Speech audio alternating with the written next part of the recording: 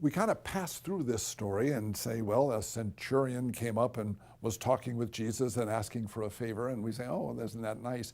But if we tried to get into the context of what that must have been like for Jesus, a Jew, to be communicating with the hated leader of the occupational army, and how much there was antagonism of the Jewish people against this centurion.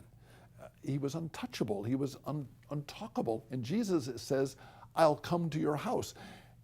And it's interesting what a risk Jesus took to say that.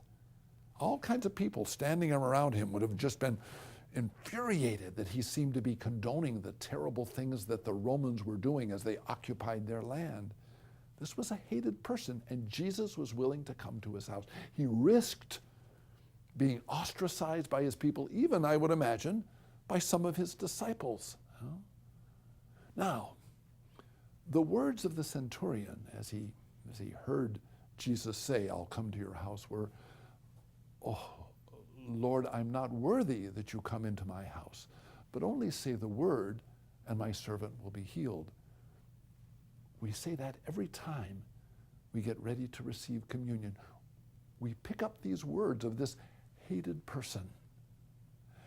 And I want you to think about this as you say this prayer, because oftentimes it's, oh, Lord, I'm not worthy, and we don't even think what we're saying. But reawaken in yourself this context of this hated person, this centurion, and how Jesus risked going into his life.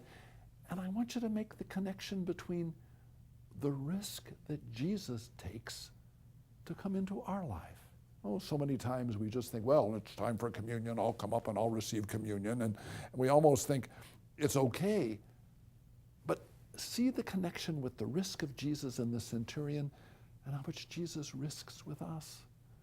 You and I are sinners, sinning over and over again when we ask for forgiveness and then we sin again.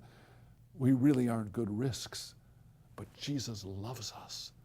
And let the words of the centurion, as you say it the next time, be filled with real meaning and awareness of how much Jesus risks in loving us.